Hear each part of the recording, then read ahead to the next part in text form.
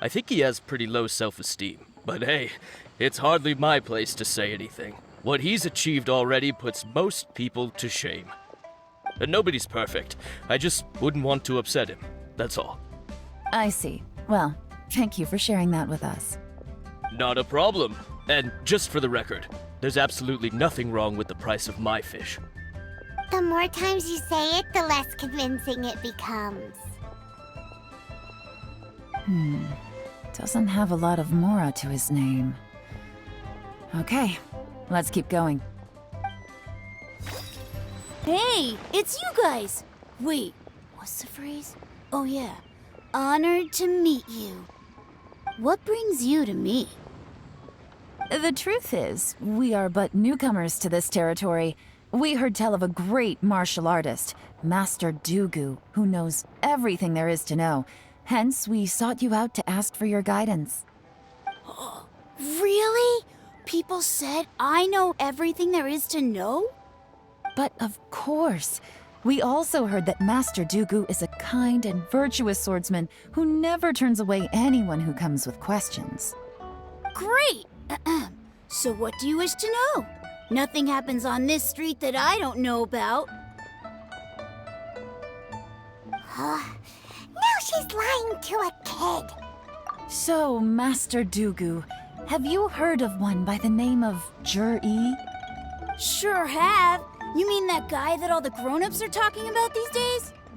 I've heard many tales of jury. For example, I can't remember. Probably because it's nothing that important. I prefer stories about sword-fighting heroes. Oh, I can completely understand that. Then let me ask you this. Do you remember roughly when the grown-ups started talking about Jur-E? Oh yeah, I know that. It was about 2 or 3 months ago.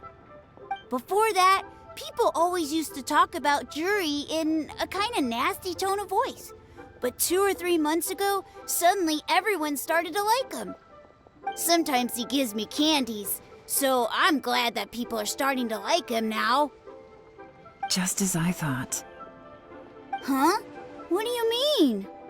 I mean, just as I thought, Master Dugu is indeed as kind and virtuous as the legends claim. I'm not that great. Oh yeah, one other thing. These days, there's a lot of people I've never seen before talking about jury stories in the street. They seem like nice people. Oh, definitely. Great! So next time I see them, I'll say hi. And I guess I can share some of my candies with them too. Certainly. You can also tell my friend in Yenshang Tea House about what they're up to. I'm sure my friend would also like to say hi to them. Thank you, ma'am! You're welcome. Well then, fare thee well, Master Dugu. Until we meet again. Any of that sound strange to you? Strange? What was strange about it? Jur-E seems to have a great reputation. Uncle Soon and Uncle Gao spoke highly of him, and Dugu Shuo seems to like him too. True. But the issue is, where did his sudden celebrity come from? It almost seems too good to be true. Sudden? Too good to be true? What do you mean? So he returns cruelty with kindness, and had to work to support his studies. These are the kinds of things that make someone well known in their hometown. But Uncle Soon said even his friends who travel far and wide hear about him wherever they go. That's a little over the top, if you ask me. Do you remember what Dugu Shuo said about Jur-E's stories? Clearly they left him with a good impression of the guy. But beyond that, he wasn't interested in the details. That's the reaction I would expect from any normal person. Plus, there's the fact that all this praise of Jur-E has only been happening within the last 2 or 3 months. His childhood, his studies, the thing with his neighbor, none of these are recent events. So why are these stories only going around now? When you put it like that, it is kinda strange. Of course, if that's all there was to it, I wouldn't look into it any further. Jur-E was born into a poor family. Paying people to get his stories out there is within the rules of the game as far as I'm concerned. The problem is, do you remember what Uncle Gao said about him? He's stayed poor his whole life. Everything he's earned he's either spent on studying, traveling, or paying off debts. I don't think he has the mora to pay for a publicity campaign. Right, and that changes everything. It can mean a powerful faction is trying to gain influence over the Liu at Xixing. That's the worst-case scenario, but all too often, the most pessimistic speculation turns out to be closest to the truth. Someone's trying to gain influence over the Qixing? That sounds serious. What should we do? Even if we asked Jiri about it, surely there's no way he'd admit it. First, we need to find out who's supporting him. Don't worry, I've got a plan. Remember the current affairs and planning stage of the assessment? Since the successful candidate is duty-bound to implement their plan after taking office, their manifesto tells us their stance on key issues. Whoever is secretly helping Jir-E must be seeking to benefit from his actions after his appointment. So, we should be able to find some hints in Jir-E's manifesto on who we're dealing with. Come on, let's get back to Yanshang Tea House. Jir-E's manifesto covers a huge range of topics. Looking for details that don't add up will be like trying to find a needle in a haystack. I'll divide the reports into 2 piles. You take one, I'll take the other. When we're finished, we'll put our heads together. Officially, the assessment is already over, and I'll be expected to announce the results before long. So we have to get to the bottom of this as quickly as we can. Yikes! We better hurry! Whatever else Uncle Tian might think of Jir-E, the fact remains that he's one of his favorite students. Any evidence he's left is not going to be immediately obvious. We'll have to look carefully and think critically.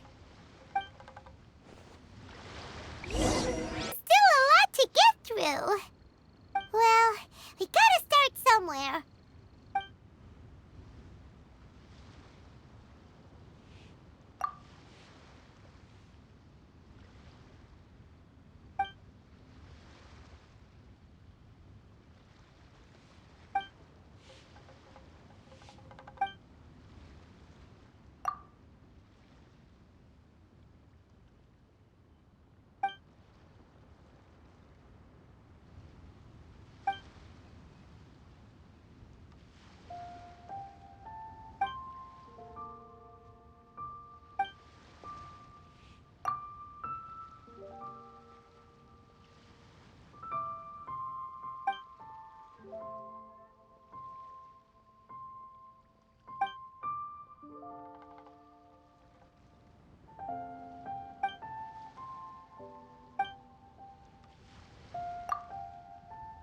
All this reading is giving Paimon a headache.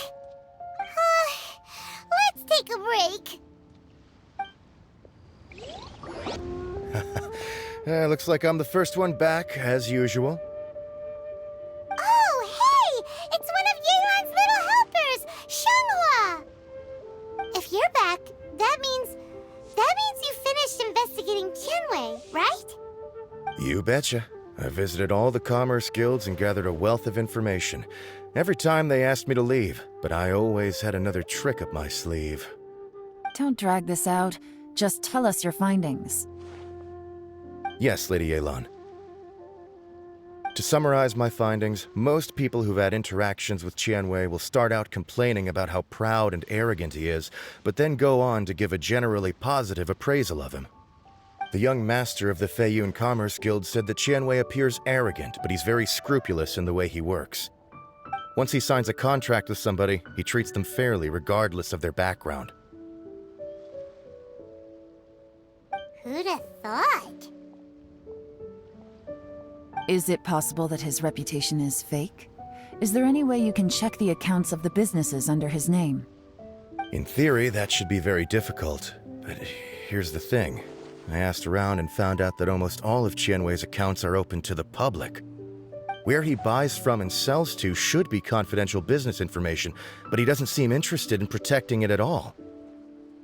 Wei often sees business opportunities that others don't, but once he's made enough mora off of it, it's like he gets sick of it and releases all of his trade secrets. It's like he wants people to know that they still can't beat him, even if he shares all of his secrets. The fact that someone like that can still make mora is pretty infuriating when you think about it.